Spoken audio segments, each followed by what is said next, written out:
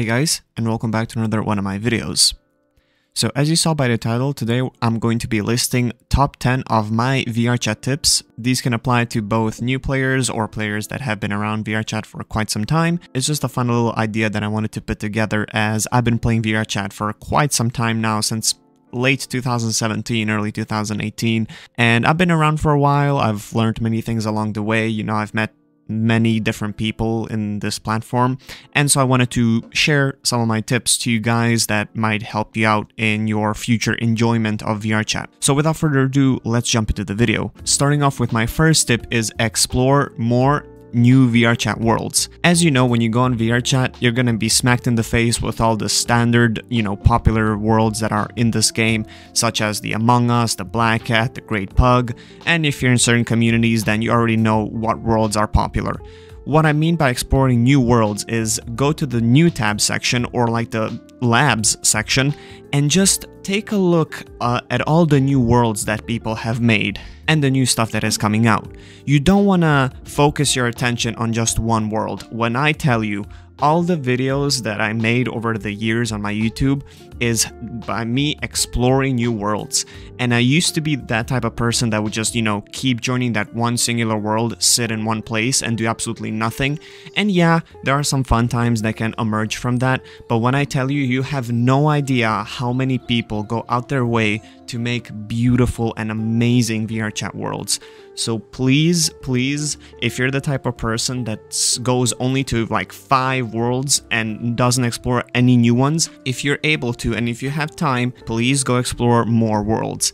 I've seen so many amazing worlds in this game that I can't even put them in one singular video, and you have no idea how crazy VRChat can feel when you go to a completely different place that you haven't seen before.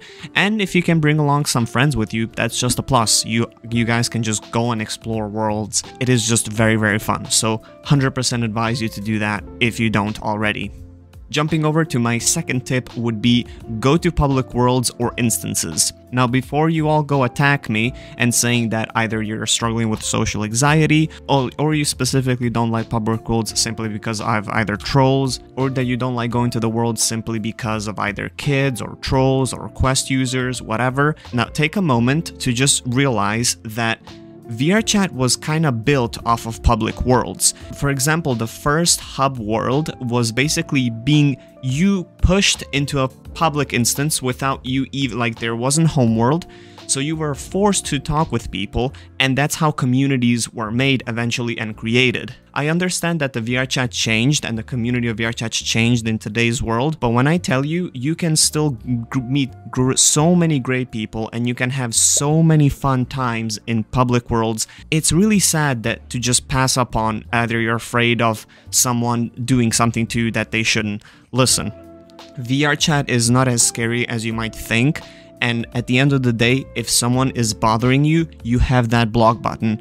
All it takes is for you to press on the user, go on your block button, and they're gone. Don't let something as, little as either kids or trolls or something like that prevent you to go to public worlds.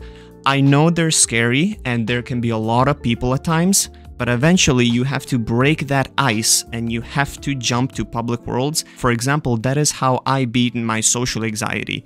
That is how most of people that struggle with social anxiety, that even had social anxiety before VRChat, it basically helped them to become more social. At first, I know it can be scary, but trust me, if you know some public worlds where you're gonna be accepted and whatever, join more public worlds. They can be a lot of fun, and they can open so many new opportunities that you don't even know. While we're on this topic, let's head over to the third tip, which would be control your friends list. Now, as a person who's been on this game for years, I have to say that in the past, whenever I run into someone, or someone sends me a friend request, I would accept it. and I just kind of wouldn't care, to be honest. I actually had to go through my friends list and actually delete so many people, get rid of so many people, simply because either they weren't playing or they left VRChat or whatever. Now, there are a few side tips to this tip, which would be don't accept friend requests that if you haven't interacted with a person. Now, this should come as standard, but people still do it. They're like, I don't care. You really should care. You don't know what the type of person is or whatever. So at the end of the day, please don't accept random friend requests that you get on VRChat. It's just not smart. Second of all, if the person is underage, do not accept the friend request. Now, this might seem kind of harsh. You know, we were all kids, and I understand that. But this is internet at the end of the day. You don't know how and what the type of person is, what is their intent. If a person is a minor, don't even bother to think if you're gonna accept or not. Just do not accept it. Even if it's not a minor, you don't know if they're a minor or not. You really have to get to know the person before you accept their friend request. And third, this doesn't have to apply all the time, but I wouldn't accept anyone's friend request unless I've seen them a couple of times. Now, some people already do this, and it's a really smart thing to do because, again, you don't know how and what the type of person is until you get to speak them for a little bit.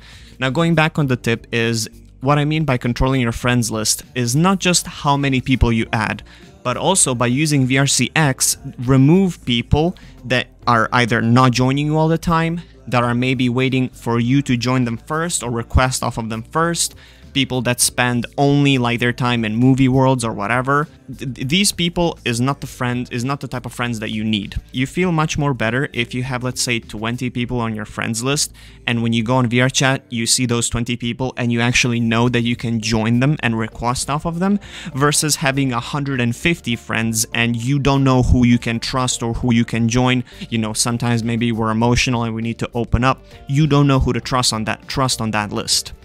On top of having a lot of people, so in VRChat, for example, if you go to your friends list, you can basically sort out people in certain groups and you can name the group whatever you want. So like, oh, my best friend or top 10 or whatever. Sort people and sort friends to, like, let's say, oh, I can emotionally open to this person, I can talk to whatever about this person, and sort everyone out. Have, you know, just basically, if you have a lot of people added, then basically scoop out top 5 or top 10 friends that you have that you can trust in a separate group, so then when you go on VRChat, you can see if you can join them or not.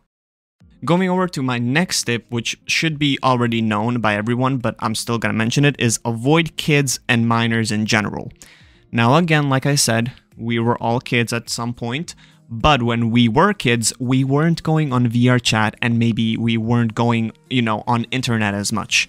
This doesn't have to apply to everyone, but what I'm trying to say is internet is more scarier and dangerous today than it used to be a few years ago or a couple of years ago. And I don't care how, you know, accepting you're willing to be. Kids is not something you want to surround yourself with, nor someone or a group of people that you want to be friends with. It is a lot of, how do I explain it? It's a lot controlling. You feel like you're being controlled of the things you can do, the things you can say. And VRChat is a very explicit game, to say it like that. So having, you know, kids on your friends list is not something that you necessarily want. So please avoid this by any means. Going over to my 5th tip is learn how to make avatars and VRChat worlds. I know most people are either going to be lazy and they're gonna say, oh, that's a lot of work, I don't want to do that. Yes, learning how to make VRChat avatars and worlds can be a lot of, you know, free time. It can take up a lot of free time. But when I tell you, it is really nice and relaxing sometimes to just sit, you know, play some music and then work on a VRChat world or learn how to make one. It can be just a simple one as start. You can either do avatars. Most people do avatars because that's a little bit easier. But some people say that actually making VRChat worlds is easier than avatars. It personally depends on what the type of person you are, how it goes. But 100%, if you have the free time to do so, learn how to do these things, as I think it can mentally help you. It's just it's a form of art, so it's really relaxing to do. It is stressful at times, but you know, you can end up making another biggest VRChat world. Like, just think about that. Think about, you know, not thinking much about your project, and then it becoming something that people like and are gonna give, you know, attention to. That is what happened in my case with some of the avatars that I made. I never expected my avatars to explode so much, but here we are. So yeah, definitely a good tip.